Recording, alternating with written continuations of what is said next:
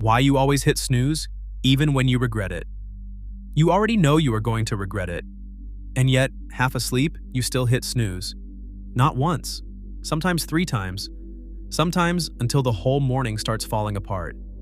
Then you are rushing, stressed, behind schedule, and wondering why you keep doing this to yourself. So why does that happen? Why does snoozing feel so easy in the moment, even when you know it makes the rest of the morning worse? It is not because you are lazy. It is because, in that moment, your brain is choosing immediate comfort over future benefit. And that choice is extremely predictable.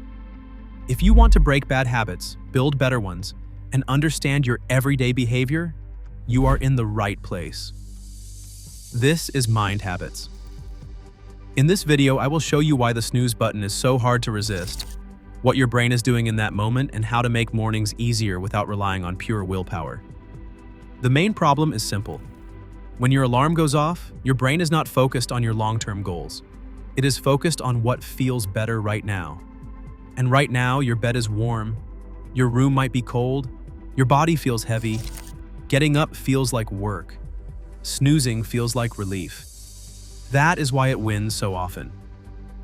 Not because it gives you great sleep, but because it lets you delay discomfort. That is what makes snoozing powerful. It is not really selling rest, it is selling escape.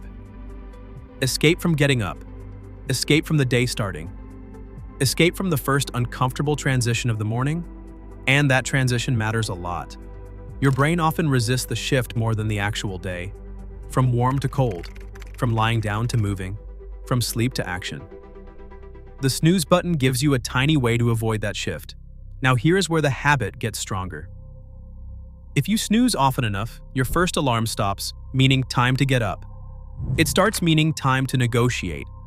And once your brain learns that, the snooze response becomes automatic. Alarm goes off, hand moves, more time. Same routine tomorrow. That is why snoozing can start feeling weirdly normal, even if you hate the result. And here is the frustrating part. Those extra snooze minutes usually do not help much. In fact, they often make you feel worse. When you fall back asleep for a short time, your body can start drifting back into sleep. Then the next alarm interrupts that process. So instead of feeling refreshed, you often wake up groggier and more annoyed. That is the trap. Snoozing feels good before you do it, not after. Now most people think the solution is simple. I just need more discipline. But mornings are a terrible place to depend on willpower. Right after waking up, you are not at your sharpest. You are tired, automatic, and much more likely to choose comfort. So the real fix is not trying harder. It is making the decision easier. Here are 4 things that actually help.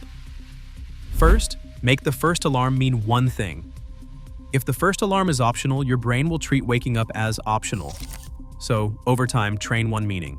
Alarm means up. That may take time, but that should be the rule.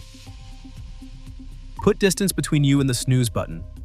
If your phone is next to your pillow, snoozing is effortless. And effortless habits repeat fast. So, make it harder. Put your phone across the room. Use an alarm clock away from the bed. Make yourself stand up to turn it off. Small friction can break a very automatic pattern. Make the first 2 minutes less awful. If waking up feels instantly unpleasant, your brain will resist it more. So, improve the start. Prepare clothes the night before. Put water nearby.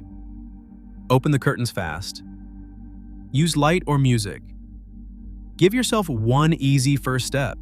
You do not need a perfect morning routine. You just need the first part of waking up to feel less miserable. 4. Be honest if the real issue is sleep. Sometimes snoozing is not mainly a habit problem. It is a sleep problem. If you go to bed too late, sleep badly, or wake up exhausted every day, then the snooze button is just the symptom. In that case, the real fix starts the night before. Earlier bedtimes, better sleep quality, and a more realistic wake-up time matter more than motivation. One more thing. Do not expect to become a totally different person tomorrow morning. That usually backfires. If you currently snooze for 30 minutes, The goal is not to become someone who instantly jumps out of bed feeling amazing. A better goal is to weaken the habit. One less snooze. Phone farther away. Standing up faster. Going to bed earlier.